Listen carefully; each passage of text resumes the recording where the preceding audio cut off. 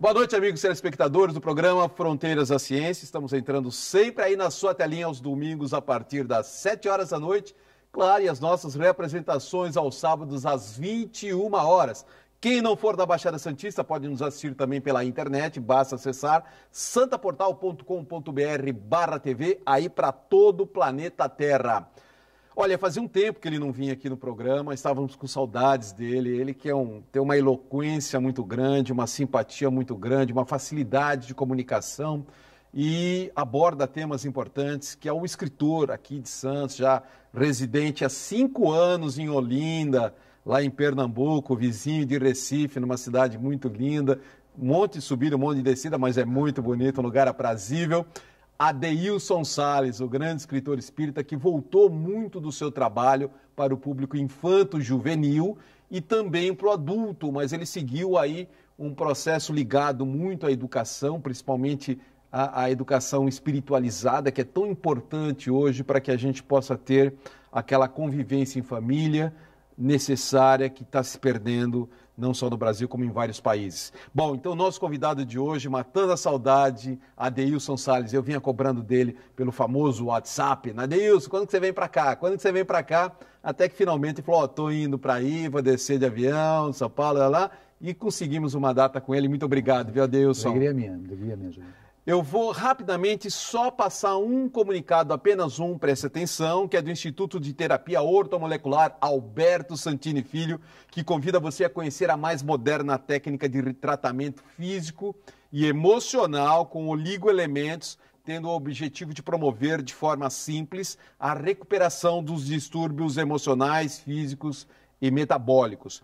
Essa técnica conta com reposições via derme de pequenas partículas registradas tanto pela Anvisa como pelo Ministério da Saúde e que produzem reações bioquímicas, fortalecendo o metabolismo e também o emocional e sem efeitos colaterais. Isso é o melhor, de forma totalmente natural. O Alberto Santini Filho, que tem especializações no Brasil, na China, na França, na Bélgica, tem a clínica em São Paulo, mas atende 2 vezes por semana aqui em Santos, no Smart Center. Para agendar um tratamento com excelente ortomolecular, é só ligar no 3285-6993, está aí na sua telinha, ó, tá bom? O Smart Center fica na rua José Cabaleiro, número 15, aqui no Gonzaga, em Santos. Deilson, muito obrigado mais uma vez. Eu não falei do tema de hoje, né? O tema que é muito importante, o tema é de escolha do Adeilson, que é vícios cibernéticos e a solidão interativa. Eu já tinha comunicado isso no programa anterior, né? Vício cibernético, que é um mal não só do jovem, mas de todo mundo. Desde 1923, quando o Roquete Pinto inaugurou a primeira emissora de rádio no Brasil. De rádio, né? De rádio. De televisão foi em 1951, Assis Chateaubriand. As mídias já começaram a influenciar na vida e no comportamento das pessoas. Então, a partir do rádio, já uma nova cultura foi sendo iniciada para a humanidade e as pessoas ficavam em torno do rádio. Depois, em 53, com a TV, as mídias já propunham um modelo de felicidade. Eu me recordo quando, na infância, um homem aparecia muito belo, muito másculo, com um chapéu de cowboy. Fumando? Fumando, ele era uma marca. Era uma marca. Ele dizia, venha para o mundo dessa marca para ser feliz.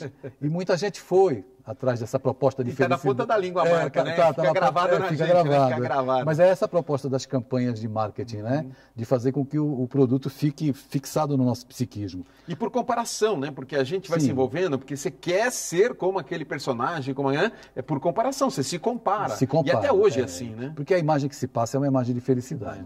Então, nos dias de hoje, com o advento dos smartphones, do celular e da internet... Pós-internet. É claro que os papais e as mamães, de maneira muito correta e justa, estão extremamente preocupados com a formação acadêmica dos filhos. Isso é muito natural.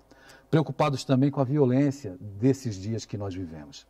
Mas existe hoje um outro tipo de perigo, e esse perigo vem através das mídias. Não adianta nada o seu filho estar em casa protegido dentro de um condomínio ou de uma casa com cerca elétrica, com cães no quintal, se ele está de posse de um smartphone. Através de um telefone celular, o seu filho pode pedir drogas e o traficante vir até o seu portão, ele pede drogas delivery o traficante joga por cima do muro e o seu filho vai ter acesso às drogas.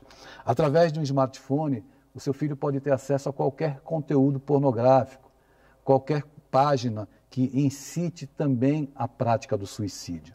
Então, esses tempos, que nós consideramos maravilhosos por causa da tecnologia, eles também são desafiadores. Azul, né? Era a baleia azul, né? A baleia azul, justamente. Nós fizemos um estudo e lançamos um livro chamado Game Over, que fala desse universo da ascendência que esses jogos têm no psiquismo dos nossos jovens. E nós nos deparamos com uma realidade. Muitos jovens acabaram até se suicidando online, na prática desse momento aí que se denominou baleia azul, mas a gente entende que o perfil, muitas vezes de ausência dos pais, da falta de limite no uso dessa tecnologia, tem causado muitos danos, porque o jovem ele se detém apenas na vida virtual. E eu volto a repetir, é bom deixar bem claro, a vida virtual não é ruim, isso é irreversível, né? Os jogos também eletrônicos são muito prazerosos e têm também a capacidade de desenvolver muitas habilidades intelectivas. Todavia, a falta de disciplina em administrar o bem excesso, né? O bem mais precioso que o homem tem é o tempo.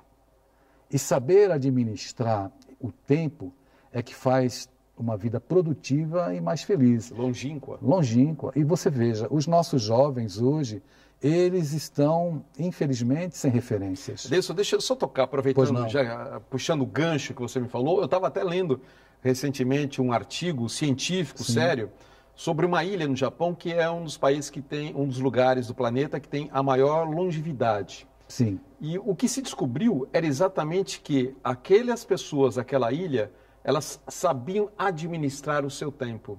Sem dúvida. Entre trabalho, lazer, conviver em sociedade, enfim, na religiosidade. Então, eles sabiam como contar melhor o seu tempo, administrar melhor o seu tempo, gestor do tempo, né? Sem dúvida alguma. E isso é o que a ciência descobriu que foi fator decisivo para que eles tivessem longevidade. Você veja, a Organização Mundial da Saúde assevera que até o ano de 2020, a depressão será a doença mais incapacitante do planeta. Isso significa que o número de jovens que estarão mais tristes, que tentarão o suicídio, vai aumentar. O número de adultos também. Muitos perderam o sentido da vida. Muitos jovens têm crescido sem experimentar as frustrações. Os pais, entendendo que é preciso proteger os filhos, muitas vezes os protegem de tal forma que eles não experimentam as frustrações. Ou seja, eles não recebem os nãos que a vida dá. Eu digo que isso que você está falando, eu chamo de evitar o anticorpo. Porque muitas vezes uma doença é até bom pegar um sarampo, uma catarro, que você gera um anticorpo. No aspecto emocional, isso também se dá. O jovem, a criança e o jovem precisam ter contato com os fatos reais da vida. Por exemplo, na questão da morte. Muitas pessoas, quando acontece a morte em família ou no grupo social, isolam a criança, de maneira que ela não tem contato com essa realidade. Então, muitos crescem acreditando que todos os seus desejos são direitos adquiridos. E quando vem a frustração, quando a vida vem dizer não, e a vida sempre diz não de uma maneira mais contundente e não tão amorosa quanto um pai. Você tem toda a razão, toda a razão. Isso cria um problema muito grande. E os pais acabam se perdendo e não sabendo como lidar. Eu fazia uma palestra, um seminário em Recife sobre educação outro dia, e dentre as pessoas que assistiam estava presente um médico. E ele me disse o seguinte, me procurou no intervalo e me disse assim, Adeilson, eu tenho uma filha de 15 anos e todas as vezes que eu me aproximo dela, que ela está com o celular na mão, usando o WhatsApp, ela fecha para que eu não veja o que ela está acessando.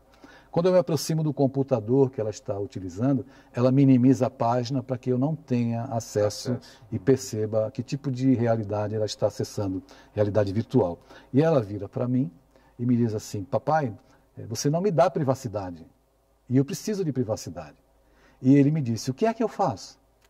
Eu perguntei a ele quem é que pagava pela privacidade dela. Se era ela ou se era ele. Porque os pais precisam entender que eles têm que ter acesso àquilo que os filhos estão acessando. Não é uma brincadeira a vida virtual. Não é? A prática do suicídio online, Jadir, tem ocorrido, infelizmente, de alguns jovens que se propõem a jogar alguns jogos e combinam antecipadamente que aquele que perder o jogo vai praticar o shocking game. O que é o shocking game? A autoasfixia.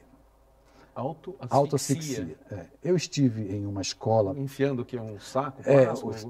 De alguma forma tem que fazer com que falte oxigênio por algum tempo. Por algum tempo.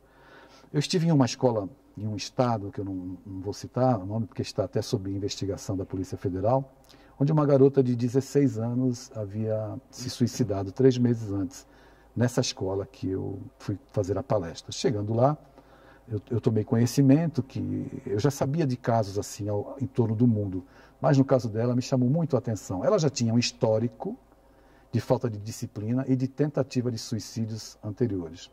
Ela tinha uma situação emocional muito complexa, muito delicada. O que ocorre? Trataram para que se promovesse o shocking game e ela perdeu, teria que promover o shocking game. O shocking game ele traz 3 consequências. Falta de oxigênio no cérebro e consequente complicação da organização motora. Sim. E se não morre, alguma sequela fica, justamente. Né? A segunda consequência é curtir um barato como o uso de drogas.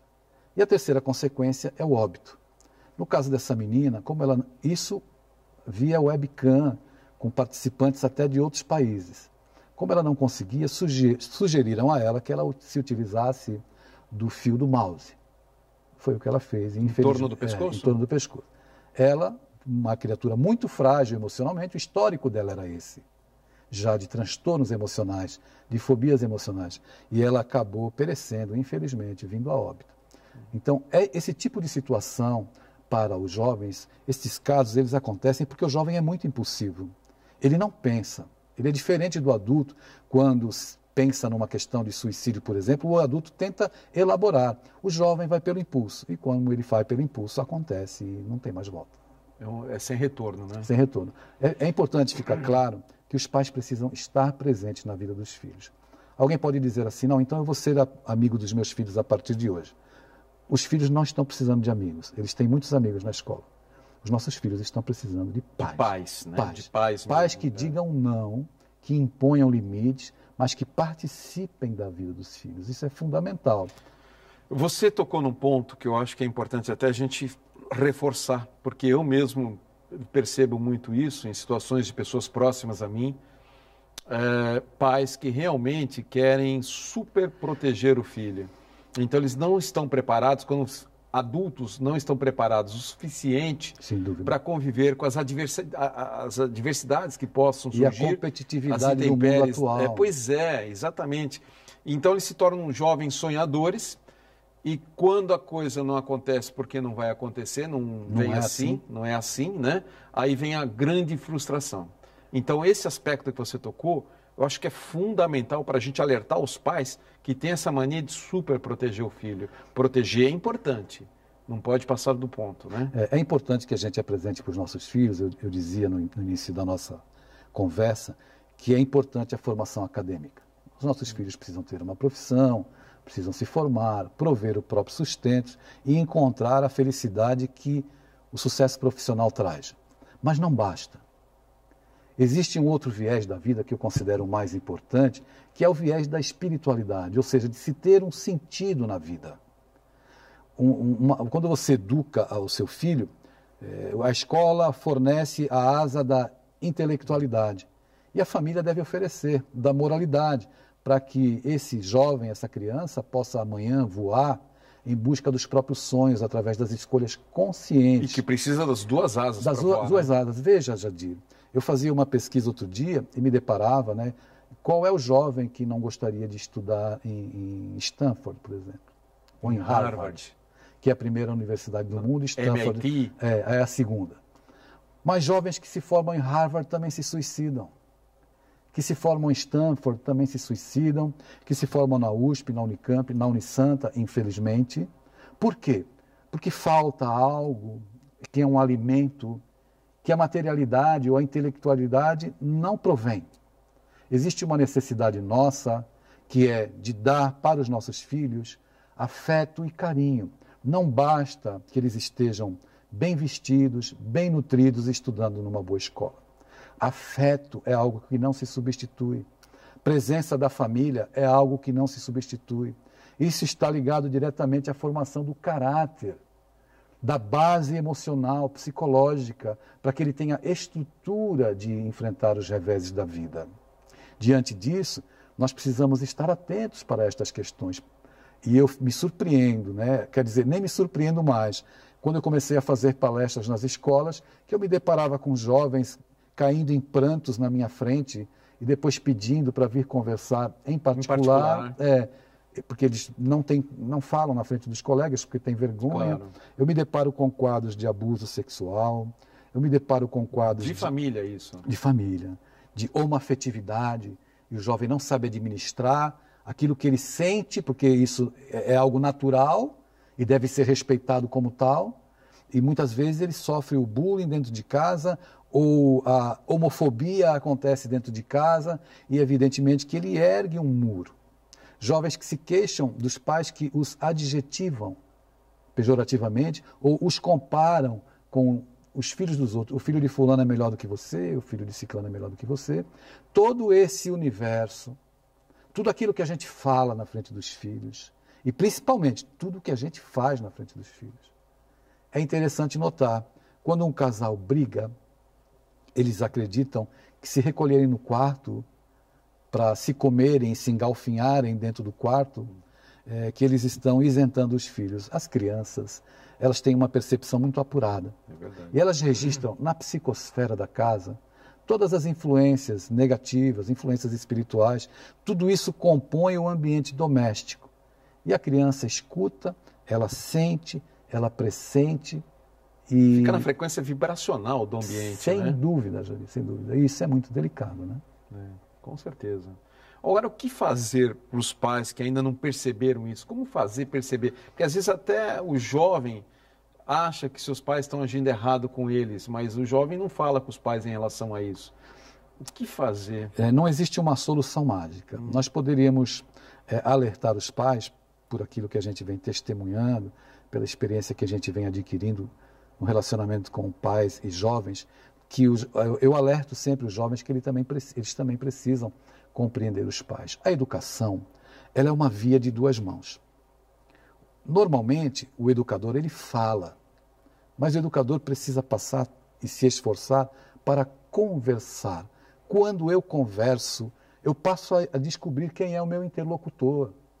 Numa relação pais e filhos, principalmente nos dias de hoje, os jovens hoje, eles não aceitam que diga apenas não. É preciso dizer, olha, é não porque eu te amo, é não porque esse caminho não vai ser bom para você. Uma explicação, né? Mas uma explicação. É preciso ter esse viés e essa compreensão que quando você acessa o coração do teu educando, você passa com qualquer processo educativo. É preciso estabelecer uma relação de confiança, não de autoritarismo, mas de autoridade. A autoridade, ela precisa estar presente numa relação. Veja, muitas vezes os professores sofrem muito. Porque a única referência de autoridade que eles encontram durante a semana é o professor. Os pais estão muitas vezes ocupados, cuidando da vida, é claro, nós entendemos tudo isso que é necessário. E não somos aqui a palmatória dos pais. Mas é muito importante se compreender que realmente a paternidade e a maternidade é algo muito delicado e que influencia diretamente na formação do caráter das crianças e dos jovens. Se não existe uma referência, né, principalmente quando o jovem vai entrando na puberdade, na pré-adolescência e na adolescência, ele se sente como individualidade e ele começa a emitir juízo de valor sobre as coisas. Ele observa que o pai, muitas coisas que o pai fala não condiz com o que ele faz. Ele observa com relação à mãe, ele emite juízo de valor, ele busca uma identificação, ele busca uma chamada tribo, um grupo social no qual ele tenha identidade e possa passar a conviver. E quando ele ouve alguns discursos, algumas vezes de gritaria, de imposição, fica bem complicado e aí começa a se estabelecer realmente as dificuldades. Existe uma saída mágica? Existe. O desejo sincero de se aproximar dos filhos.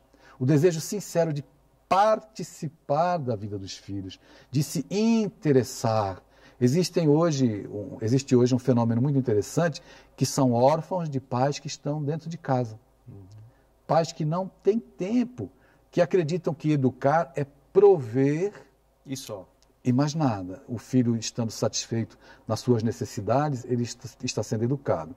Todavia, a maior necessidade de qualquer criança e de qualquer jovem é a necessidade de amor e da presença dos pais. Bacana isso. Você tem dado muitas palestras em escolas? Escolas, universidades, empresas também. Quando me convidam, eu vou a empresas também. Majoritariamente em escolas e universidades. Tá. Mas em empresas ensino também. Fundamental, ensino médio Ensino e fundamental, ensino médio. Tá. E também recebendo convites para ir para fora do Brasil. Estou recebendo para ir para os Estados Unidos e para ir para a Inglaterra, para Londres. Legal. Deilson, você já escreveu quantos livros? Quantos livros seus já são publicados? Agora, na Bienal de São Paulo, nós estaremos lançando mais 6 obras. Com as 79 que eu tenho, serão 85 livros publicados, né? Alguns traduzidos para o inglês, alguns já viraram peça de teatro, enfim, adaptados para o teatro. A gente está indo. E agora eu estou nesse viés, né? De me voltar para... Os professores estão precisando de ajuda, as escolas precisam, existe espaço... Os professores precisam muito de ajuda. Sem viu? dúvida. Muito. Existe espaço na escola para se tratar de espiritualidade? Existe. O nosso trabalho é um trabalho de inclusão emocional, onde nós falamos para educadores e falamos para os nossos jovens e para o ensino fundamental. Legal. Deilson, a gente vai continuar o nosso bate-papo no próximo bloco. Eu tenho apenas que dar um comunicado do Manaloa Bem-Estarim sobre baralho cigano. Este é um lembrete para as pessoas da era de Aquário que investem no autoconhecimento de forma inovadora. O baralho cigano é um oráculo que nos leva a desenvolver e ampliar a nossa intuição.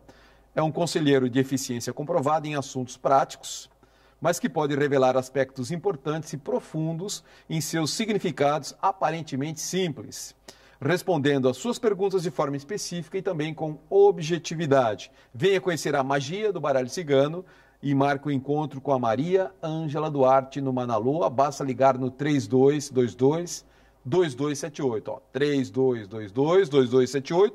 O endereço é Rua Goiás, 144 em Santos. E o site é manaloa.com.br. Voltamos já com a Deilson, é bem rapidinho. Olha, o convidado de hoje do Fronteiras da Ciência é o escritor espírita Adeilson Sales, que se dedica há muito tempo já a escrever livros para infanto-juvenil e também para adultos, né? E palestrante aí para vários lugares do Brasil e também para outros países, Estados Unidos, Inglaterra, né? Isso. Então, país da língua inglesa também. Ele tem feito grande sucesso nessa área como educador, né? E já são 79 livros, e a partir da Bienal desse ano serão 85 livros já escritos pelo Adeilson, todos livros de grande sucesso. O tema de hoje é Vícios Cibernéticos e a Solidão Interativa. E esse bloco é um oferecimento do terapeuta holístico e escritor do livro Análise Kármica, José Carlos Palermo, que há cerca de 18 anos vem se especializando em tratamentos espirituais para os mais variados quadros que assolam a sociedade moderna, em especial ansiedade, transtornos, obsessão, melancolia, tristeza acumulada, pânico, depressão, fobias e vícios, tais como alcoolismo, obesidade, tabagismo e por aí vai. Dentre as técnicas mais utilizadas pelo Palermo estão a apometria, antigoécia, hipnoterapia, terapia de vida passada e terapia sonoras, através das quais proporcionam aos seus pacientes uma melhor qualidade de vida. Para agendar um atendimento individual com o Palermo, é só ligar no 3289-1230, deixa recado na secretária que ele retorna para você, tá bom? Secretária eletrônica, claro. Ou pela modernidade do WhatsApp, que é mais prático, é só acessar então o telefone 99116-0195 e aí você pode mandar a sua mensagem para o Palermo. Adeilson, a sua convivência no Nordeste nesses 5 anos fez você usar o boné do cantor Fagner, não?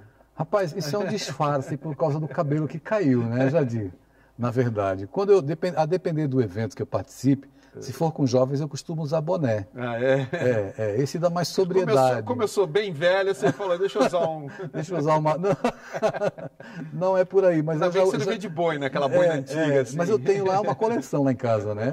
De boinas, né? Na verdade, eu estava saindo de casa agora para gravar o programa, eu estava saindo com uma preta. Aí coloquei essa... Foi bom, porque o cenário atrás é escuro, né? E fica melhor assim. Então não é mais um charme mesmo, um disfarce, né? Da minha idade, né? Vai ficar parecendo Fagner, né? Também, né? A gente tem, no branco dos olhos, né? Já digo, no branco dos olhos. Então, a gente tem se preocupado muito com esse lado da educação, porque ela realmente está perecendo. Não apenas no conteúdo do aprendizado intelectual, né? Mas principalmente na qualidade de vida que as pessoas têm e naquilo que elas levam para o ambiente escolar. Eu dizia que muitas vezes os jovens não encontram referências de autoridade, né? Eu estou falando de autoridade, não de autoritarismo, dentro de casa, e o professor é aquele que, em determinado momento, no período que o jovem ou a criança está na sala de aula, é que tenta impor alguns limites. Isso é muito complicado. Ele acaba sendo mais vitimizado, né? Sem dúvida. O professor tem as próprias dificuldades, mas é importante a gente exaltar essa figura do professor. Não existe transformação da humanidade sem educação. A sociedade não se transformará por religião alguma. Ela será transformada pela educação. É só uma citação, Jadir. Um amigo meu chamado Vinícius escreveu um livro chamado O Mestre na Educação. Ele se referia a Jesus como professor. E ele dizia assim, está lá grafado no livro dele: os sacerdotes do futuro serão os professores de uma educação bem compreendida, aquela que forma intelectualmente, mas que também ajuda a formar o caráter do indivíduo. Mas para isso é preciso que haja a aproximação, uma parceria da família com a escola. Né? Pois é, esse é o ponto que eu ia tocar agora, porque muitas vezes a família delega à escola aquilo que também é principalmente responsabilidade dos pais, né? Sem dúvida. Eu tenho encontrado tantos casos, Jadir, tantos jovens pedem para conversar, particularmente comigo, jovens que têm dificuldade de fazer a opção da profissão e em que os pais colocam muita expectativa, jovens que já tentaram o suicídio devido às cobranças excessivas da família que exige que ele tenha um rendimento que às vezes ele não tem condição de dar. Ele faz um esforço para não decepcionar os pais e essa barreira acaba se estabelecendo, existe um afastamento, o jovem vai se isolando e muitos casos já contextualizados, né, e diagnosticados através de pesquisas científicas sérias em que o jovem acabou dando cabo da própria vida porque não conseguiu corresponder às expectativas que os pais tinham dele.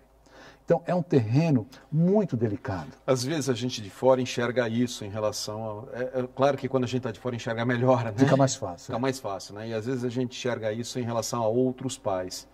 E é difícil porque às vezes você está vendo a forma como ele está educando o filho, você está fazendo com que o filho está se perdendo, está entrando nesse aspecto da depressão que você está dizendo. Automutilação. Automutilação. E como chegar nos pais e falar, olha, né? Porque a gente se sente responsável também, porque muitas vezes a gente se sente na obrigação de fazer um alerta, mas a gente sabe que as pessoas não aceitam isso. Não aceitam e muitas vezes a escola quer propor algum tipo de palestra ou ações que possam trazer esse despertar para os pais e os pais não comparecem. Daí eu estar enfatizando... Quando comparece, desculpe interromper, mas quando comparece... não veste a carapuça, não veste acha que não é para ele. Nós temos casos que eu já me deparei, de muitos jovens que conversaram comigo e me procuram. Eu recebo mensagens de jovens que querem se suicidar pelo WhatsApp, pelo Facebook, pela fanpage. É mesmo? E são os mais variados casos. Como eu disse no começo, jovens um jovem que eu guardei ele na minha memória, pela figura dele, que me pareceu muito carismática, mas que estava como uma flor murchando. Ele queria se suicidar porque ele dizia para mim que o pai dele o fazia se sentir menor que uma formiga. Que ele não conseguia conversar se não fosse através de gritos, de berros. Para alguns jovens, eles conseguem administrar. Outros, isso realmente é sentença de morte, porque eles não têm estrutura para lidar com aquele quadro. Durante um tempo vão definhando. É importante que os pais estejam atentos, porque muitas vezes os filhos estão dentro de casa com os braços erguidos, pedindo socorro e os pais não percebem. Esse alerta precisa ser dado. Nós precisamos falar sobre esses assuntos. Não dá, por exemplo, quando eu sou convidado para falar em segmentos religiosos sobre espiritualidade, sobre mediunidade, porque o jovem também é médium e muitas vezes, né? Eu não consigo falar sobre estes temas sem que eu aborde a questão da sexualidade. O jovem precisa se falar com o jovem sobre essas questões, porque é algo que ele está sentindo e vivendo. É o período da eclosão dos hormônios. Sim. É o período em que ele começa a se identificar, em que ele sente algo e ele pode se sentir estranho e não corresponder aos padrões que a sociedade espera dele ou que a família espera dele. Veja que caso interessante. Eu encontrei um jovem outro dia, homoafetivo, e ele me disse assim, num tom melancólico, eu gostaria tanto de encontrar com Deus. Eu disse a ele, todo mundo gostaria de encontrar com Deus. Mas ele reafirmou, eu gostaria de encontrar com Deus porque eu tenho uma pergunta para fazer para ele. E qual é a pergunta? E eu perguntei, mas o que é que você quer perguntar a Deus? Eu quero perguntar a Ele por que Ele me fez assim. E eu disse a ele, Deus lhe fez assim porque você é especial. Não é você que é diferente, somos nós, a sociedade, que tem que aprender a te amar, a te aceitar como você é. E a gente tem que passar por esse discurso da aceitação, da compreensão das diferenças, de todas essas questões da transgenia, todos esses aspectos precisam ser tratados com responsabilidade. Numa resposta para esse caso em particular que você acabou de citar, não ficaria conveniente dar uma explicação mais voltada ao kardecismo? Sim, a depender do ambiente, Jadir, eu ou posso com quem dar, você está, né? Se eu estiver numa escola, eu não posso avançar em aspectos de segmento religioso. Eu não posso falar de espiritismo numa escola. Mas eu falo de ética, de moral e digo a ele, você é uma pessoa de valor. Você está vivendo uma experiência. Não é? Outro dia, ouvindo uma fala de Divaldo Franco acerca da homoafetividade, ele falava, e eu fiquei muito feliz que o meu discurso nas escolas se encontrou com o discurso dele. Quando ele disse que a homoafetividade, o homossexual, não é punição, não é uma tara, é uma experiência evolutiva.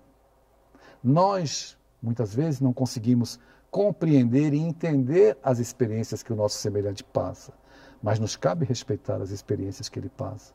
Nos cabe estender a mão, porque cada um de nós, Jadir, carrega as suas mazelas, as suas enfermidades físicas ou morais, espirituais, e o jovem ele precisa se sentir acolhido.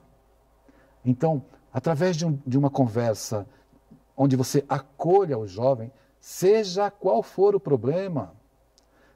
Num estado do sul, um jovem me parou no pátio de uma escola e me disse assim, já chorando, eu atravessava o pátio para ir para outra turma, e ele saiu da turma que eu tinha acabado de falar. E me parou e disse, eu preciso recuperar a confiança dos meus pais. Disse chorando. Mas eu falei, por quê? Você perdeu, seus pais perderam a confiança em você? Perderam. Mas o que você fez? Eles me pegaram fumando maconha. Eu falei, mas a sua vida não acabou por causa disso. Só que você vai ter que ser agora aquilo que eles achavam que você era. Faça um esforço. Tenha paciência com seus pais, uma conversa que acolha, que não condene, que não exclua, ela salva vidas, Jadir. E os nossos jovens estão precisando de conversas assim.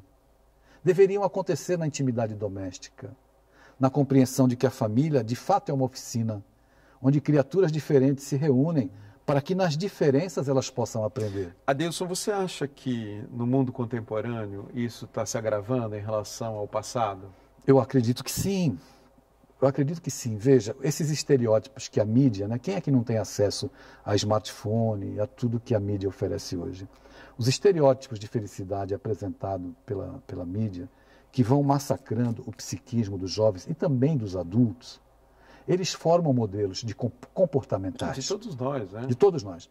Formam modelos comportamentais, onde o grande convite é para que a gente sinta prazer, para que a gente goze a vida, de preferência as coisas que trazem mais sensação ao nosso corpo. Então, a gente sai, esquece a nossa essência, porque nós somos espíritos tendo uma experiência humana, não é? Mas nos esquecemos disso. E aí, quando a gente chega num deserto de lágrimas, de sofrimentos, a gente quer algo que satisfaça e que traga felicidade. E quando a gente vai se dar conta, aquilo que vai dar felicidade e dar sentido à vida é um relacionamento bom com a família, é estar com os filhos, é viver essas coisas simples, as coisas mais simples. Que não demandam investimentos, demandam renúncia muitas vezes. Demandam que você abra mão de alguns aspectos que você julgava serem os mais importantes, todavia você deve agora se voltar para o teu coração e beber daquela água que a gente tem necessidade. Tem um soneto, se você me permitir, claro, muito bonito, psicografado por Francisco Cândido Xavier. Já ouvi falar. Já ouvi falar desse rapaz, né? Esse soneto foi ditado por um espírito chamado Alta de Souza. Eu sempre digo nas palestras, onde eu posso tratar da temática, adentrando na espiritualidade, no espiritismo também, claro, que as pessoas, olha, na hora de dificuldade, você não sabe como lidar, a tempestade está intensa, se abriga, se recolhe. Mas me recolho aonde? Faça uma prece. Mas eu faço tantas preces e as minhas preces não são ouvidas. E então eu sempre uso esse soneto dizendo assim, meu irmão, minha irmã, as tuas preces mais singelas são ouvidas no espaço ilimitado. Mas sei que às vezes choras consternado, ao silêncio da força que interpelas. Volta ao teu templo interno, abandonado, a mais alta de todas as capelas, e as respostas mais lúcidas e belas hão de trazer-te alegre e conformado. Ouve o teu coração em cada prece, porque Deus responde em ti mesmo e te esclarece, sob a voz eterna da consolação. Compreenderás a dor que te domina, sob a linguagem pura e peregrina da voz de Deus em luz de redenção. É importante voltar para dentro de si. Que bonito isso, hein, meu Deus? Voltar para o templo interno. Qual é o nosso templo interno? Qual é a mais alta capela? É o nosso coração. É lá que Deus responde. É lá que está a resposta de tudo. Sem dúvida. E como nós estamos deslumbrados por um apelo de uma vida moderna, competitiva, angustiante, que atende todos os nossos anseios de prazer, mas que não responde às situações mais comezinhas, mais íntimas da nossa alma, que é, por que eu tenho dificuldade de me relacionar com o filho? Por que eu não me sinto bem diante da presença de um familiar? Essas questões podem ser respondidas com o mote de que todas essas experiências têm uma proposta para nós, da nossa própria educação, da nossa evolução e do nosso crescimento enquanto criatura humana, espírito imortal encarnado. Sim, aí nós estamos falando já de um aspecto reencarnatório, sim, né? Sim.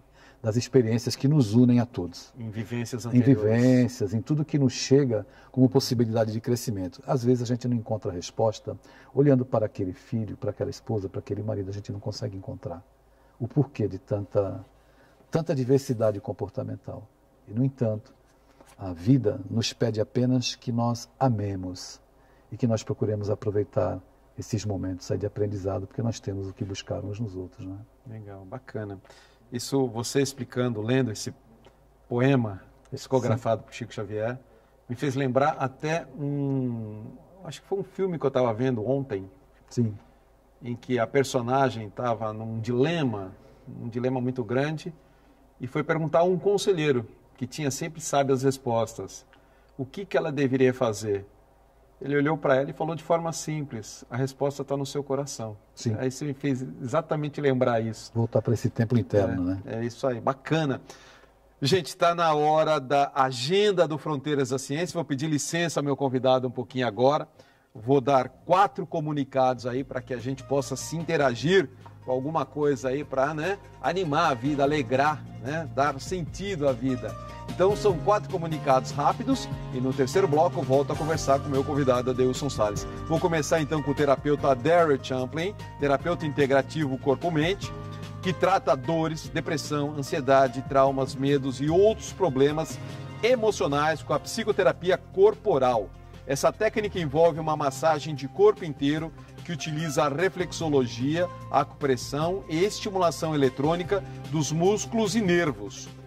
Empregando antigas técnicas chinesas aliadas à moderna tecnologia, a massagem utiliza toques e estímulos elétricos transcutâneos e musculares em pontos específicos para eliminar tensões crônicas e permitir o retorno do fluxo bioenergético pelo corpo. Cada músculo e área do corpo estão ligados a emoções que reprimimos e nem percebemos. Na massagem também são realizados movimentos oculares e fotoestimulação, visualizações, expressões faciais, movimento dos membros e alongamento. Marque uma massagem e mencione o Fronteiras da Ciência para aproveitar condições especiais, entendeu? Chega lá, liga ou manda mensagem, fala, olha, eu vi no Fronteiras da Ciência e ele vai te dar uma promoção especial. Então o agendamento pode ser feito de 2 maneiras, pelo WhatsApp 99-741-6022 ou acessando o site, lá mesmo dá para agendar o atendimento, www.suasaudeintegral.com.br. Segundo comunicado é da Happy Science, sobre a Happy Hour meditativo, uma meditação especial objetivando, após o dia de trabalho, a pessoa voltar para casa relaxada e equilibrada, mediante uma contribuição mínima de apenas R$2. Dois, só isso, né? Vai ser no dia 13 de julho, sexta-feira, às 19 horas. Você liga lá e fala, olha, eu quero participar, só isso, mais nada. Liga no 3219-4600 ou, se preferir, uma mensagem no WhatsApp 99-158-4589. E o local é no Templo de Santos, que é na rua Júlio Conceição, 94. Terceiro comunicado é da terapeuta holística Eliane de Queiroz sobre o atendimento com a mesa radiônica, que é uma mesa que, na verdade, é um instrumento de conexão, percepção e transmutação de energias. A mesa associa radiestesia, radiônica e mantras para detectar e transmutar as energias em atuação na pessoa que está sendo cuidada, a fim de gerar harmonia, coerência e positividade em todos os setores de sua vida. Como a mesa atua em muitos níveis energéticos, as mudanças são percebidas dia a dia no sentido de uma vida melhor, conectada às leis universais. O atendimento com a Eliane de Queiroz é com hora marcada, tanto presencial como online. Basta ligar no 99-172-9798 e pode deixar o seu nome e telefone que a Eliane liga de volta, tá bom? O local do atendimento é na rua Delfino Stoker de Lima, 81, Altos, Marapé. E o último recadinho vem da terapeuta Kátia Iana Guevara com as consultorias gratuitas no Espaço Werkel, as Luzes da Aurora, para indicação de tratamento com as essências minerais. As essências Werkel atuam no equilíbrio energético para auxiliar na cura do corpo físico, emocional e mental e também espiritual. As consultorias serão realizadas com terapeutas treinados pela Kátia Iana Guevara, que é a canalizadora das essências. Você pode agendar no 3261-1352, de segunda a sexta, das 10 às 19, ou aos sábados, das 10 às 14 horas. Também pelo WhatsApp, 98-833-0341. E o local de atendimento é na Avenida Dino Bueno, 55, Sala 2, Ponta da Praia, em Santos.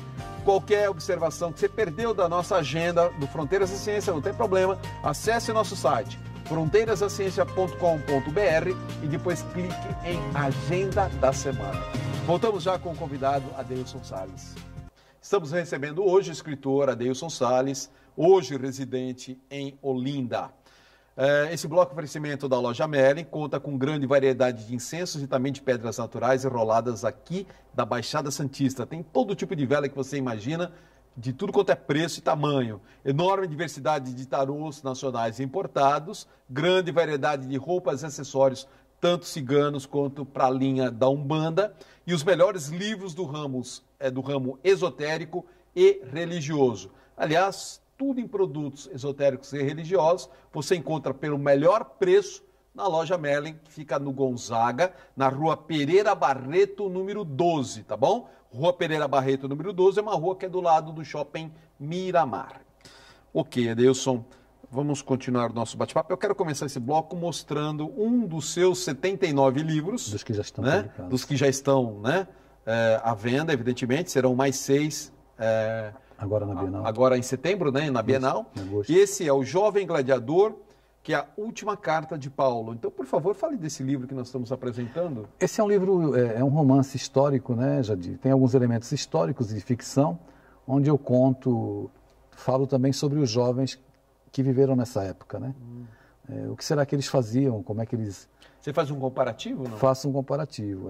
Eu fiz um estudo muito grande da obra Paulo Estevão, e a gente usou como subsídio para criar essa história.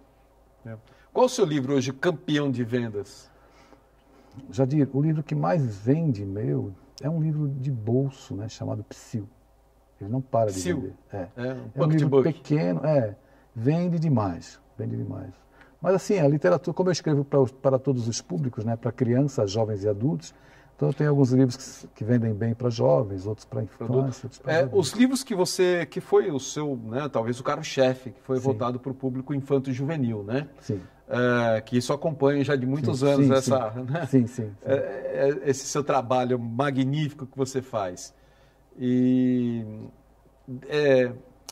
nessa linha que você segue infanto-juvenil, você tem abordagem espírita e também tem abordagem espiritualista, separado? Não, Jadir, veja, sendo espírita, ela é espiritualista, né? Espiritualista nós entendemos... Sim, um está dentro do outro, mas o outro não está dentro do um, isso, né? O espiritismo é uma doutrina, com um corpo, né?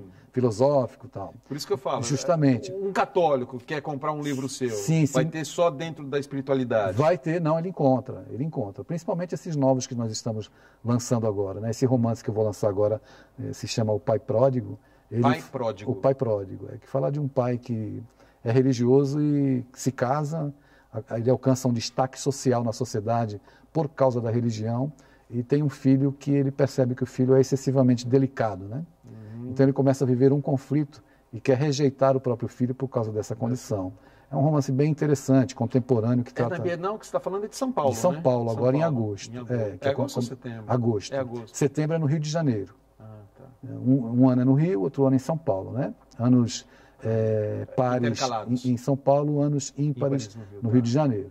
Em setembro no Rio, em agosto em São Paulo. Então a gente trabalha uma literatura, eu tenho procurado trabalhar, sabe, Jadir, hoje em dia, justamente por causa do que tem acontecido com o meu trabalho, uma literatura que aproxime da vida das pessoas, que se aproxime da vida das pessoas. E esse livro, Pai Pródigo, tem tudo a ver, né? Eu vou lançar um outro livro chamado A Garota e a Boneca de Pano, que trata da história de uma garota que faz quimioterapia e começa a revisitar os mundos dela, junto com um diálogo com essa boneca.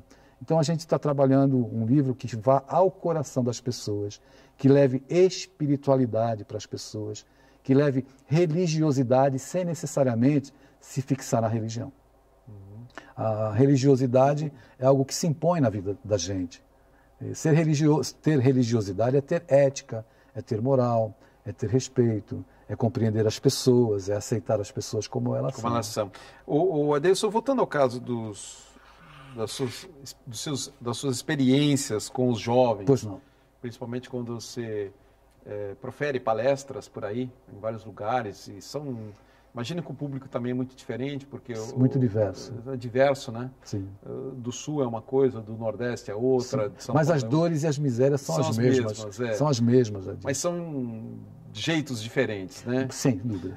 Nessa experiência, assim, e tanto é que você disse que pretende até escrever um livro com base nisso, quais são os casos que mais chamaram a atenção, que você acha que merece ser narrado aqui? o caso de uma garota que queria se suicidar, ela me abordou no pátio de uma escola. Você não acha que quem diz que quer se suicidar, na verdade, não quer se suicidar, apenas chamar atenção? Não, eles começam a dar sinais, né? Esse é um sinal? É um sinal. Por exemplo, se o jovem começa a dizer, eu gostaria de dormir e não acordar mais. Falas como essa vão evidenciando a automutilação. Algo que já está na mente, né? Algo que já está na mente, que vai sendo elaborado. E como eu disse no bloco anterior, o suicídio com os jovens ele acontece de maneira impulsiva. Impulsiva. O jovem age por impulso. Por isso que é preciso que a gente esteja atento, enquanto pais, educadores de uma maneira geral, nos sinais que os jovens vão dando. Então, uma garota que me procurou, e o caso dela, ela me interpelou no pátio de uma escola, e ela apresentava todos os trejeitos já masculinos, inclusive com o cabelo como um menino. E ela me dizia que já estava decidida e que, enfim, ela era homoafetiva, era lésbica e que estava enfrentando uma batalha muito grande dentro de casa. E não sabia o que fazer, porque a guerra dela era com o pai. O pai não aceitava, a discriminava. Normalmente o problema é com o pai, né? As mulheres são mais... Existem problemas com a mãe também, mas normalmente a maioria acontece com os pais, né? Os pais têm um modelo, às vezes, tem alguns valores que eles entendem ser as verdades que eles acreditam, né? E eles imaginam que os filhos vão se adequar a essa realidade que eles propõem. As mulheres se moldam melhor, Se moldam melhor, elas são mais compreensivas. Muito embora algumas, às vezes, acabem se submetendo ao esposo. E essa garota estava com um perfil bem complicado, ela estava bem difícil mesmo, porque ela não sabia mais como lidar com essa questão de ter esse enfrentamento. Ela me perguntou o que ela deveria fazer. Eu disse a ela que ela deveria respeitar o pai. Nesse momento ela precisava do pai. Embora ele pudesse ser a pessoa com a qual ela tivesse a maior dificuldade, que ela necessitava dele, que ela fosse digna. Se você é de fato, não é? Que você tem essa condição, seja digna. Amanhã, quando você se relacionar com alguém, seja fiel, não engane, não traia. Seja uma pessoa correta. O caráter, ele não o caráter não é definido pela condição sexual das pessoas, nem pela condição sexual, nem pela cor. E existe uma confusão muito grande. A vida juvenil, principalmente nesses dias, é um turbilhão. E eles, sem encontrar com quem dividir, com quem conversar, ou alguém que os ouça, enfrentam essas dificuldades e acabam sendo levados para esse abismo, infelizmente. Esse caso me chamou muito a atenção, porque normalmente eu faço isso, né? Eu sei que é bem complicado, mas eu tento ajudar e eu dei para ela o WhatsApp e depois nós nos tornamos amigos e continuamos a conversar. Se você deu o WhatsApp porque você sentiu realmente ali uma necessidade muito grande de continuar colaborando com ela, né? E não me arrependi. Né? Outro dia, citando um caso agora que tem a mãe como protagonista, eu fui convidado a fazer uma palestra numa escola estadual, em um estado do sul também. Era 100 anos da escola que estava sendo comemorado. Tinham 300 jovens. Quando eu acabei a minha fala, que contei as histórias, um jovem esperou que todos saíssem. Quando ele me viu sozinho, ele me abordou. E ele também disse que queria se suicidar. Por que ele queria se suicidar? Porque ele dizia que a mãe não acreditava nele. A minha mãe não acredita em mim. Mas o que é que a sua mãe não acredita? Não, é porque eu quero ser compositor, eu quero ser cantor. Eu falei, olha, a tua mãe não acredita, mas eu acredito em você. Mas tem um detalhe. Os sonhos que você almeja não podem te afastar do teu estudo, dos teus compromissos, da necessidade de você trilhar um caminho e construir um futuro para você através da escola. E aí ele me pediu, você ouviria uma música minha que eu compus? Olha. Eu disse assim, eu escuto. Amanhã eu estarei em tal lugar, em um evento com jovens. Se você comparecer lá com o seu violão, eu vou ouvir. Eu cheguei para o evento no dia seguinte, às 7h30 da manhã, ele estava lá. Eu falei, olha, esse evento é só com jovens. Eu quero ouvir as suas músicas, mas passe o dia com a gente. Ele participou de todo o evento. E ao final do dia, eu disse, agora você pode me cantar as músicas que você quer me mostrar. E ele começou a cantar, e ele cantava muito bem. E a voz dele... Tinha talento. Tinha talento. Eu disse, olha, você vai conseguir. Mas talvez, nesse momento, você esteja magoado, mas quem sabe não seja a sua mãe que precisa da sua ajuda. ela deve estar passando por algum momento difícil, não está conseguindo administrar a tua educação. Adeilson, você tem saídas boas, você é rápido nisso, mas muitas vezes não dá vontade de você também conversar com os pais, conforme que você ouve. Eu converso, eu recebo convites para fazer palestra para pais, né? Mas os pais... Não, mas esse caso em particular, que dificilmente você vai falar com o pai, né? Sim, nesse caso sim, eu estava de passagem por uma cidade no sul do país, né? E, enfim, e eu tentei mostrar para ele outras janelas para a compreensão da própria situação. Mas disse a ele, olha, você tem que assumir a sua responsabilidade, se estudar, se formar. Como eu disse para a garota lésbica, olha, seja digna, estude, vá atrás de uma profissão, para que você seja feliz. E amanhã, quando você tiver alguém, seja uma pessoa correta. Legal, bacana, Adeilson. Eu queria deixar o seu contato para os amigos telespectadores, né? Alguém que queira escrever para você, está precisando de ajuda, ouvir a sua palavra de repente, ou te solicitar uma palestra, alguma coisa. Então, vou pedir para o Rafael, por favor, colocar em caracteres, né? Que é Adeilson Escritor. Isso. Né? Então, cuidado como escreve Adeilson, né? Veja se está certo lá, que eu não enxergo. Você também não enxerga que nem eu, não? Está certo, está certo. Adeilson Escritor, @gmail.com. Perfeitamente, né? perfeitamente. Então, segura um pouquinho aí, Rafa, para a gente, né, dar tempo do telespectador anotar, né? Então, Adeilson Escritor, tudo junto, @gmail.com, né? Então, tá aí. Aliás, uma coisa que eu ganhei muitos livros do Adeilson ao longo da nossa existência aqui do Fronteiras da Ciência, que já vai para 20 anos. Parabéns. Né? Obrigado. Então, nesse tempo, tanto o Adeilson sempre esteve com a gente. Deu um período agora maior, porque ele mudou para Olinda e, na verdade, ele não para em Olinda. Ele vive viajando, bastante, dando cursos, palestras, etc. e tal. Né? É chamado em tudo quanto é lugar. Então, um excelente livro para você dar de presente para um filho ou para alguém que você acha que precisa, é um livro do Adeilson, né? Para um jovem, né? Tem muitos livros dele, são 79, virarão 86 agora, 85 agora em agosto, na Bienal, onde serão lançados mais 6. Os livros dele estão à venda na Saraiva. Saraiva, na Nobel, nas grandes redes, na Leitura. Nas grandes redes. Na Livrarias Curitiba, nessas grandes redes, pela internet. Basta colocar o meu nome lá no Google, procurar livros, que vai encontrar. Então tá bom. Então também pode ser pelo Facebook, pode deixar, basta colocar Adeilson Salles. Pode colocar na minha fanpage, né, dar um like lá e acompanhar, a gente coloca lançamentos, tudo, né? Adeilson Salles, escritor, aí é separado, né, na fanpage. Mas se você colocar meu nome, Adeilson Salles, vai ter acesso ao perfil do Facebook e também à fanpage. Tá, legal. Quanto tempo nós temos? Mostra aí, 1 minuto, já estamos em cima da hora, Adeilson. Deixa eu só dar um comunicadinho aqui do próximo programa. No programa da semana que vem, nós vamos estar aqui com o metafísico, publicitário, palestrante Américo Barbosa. Conhece o Américo Barbosa? Né? Muito conhecido, né? O Américo Barbosa também vem de São Paulo para cá.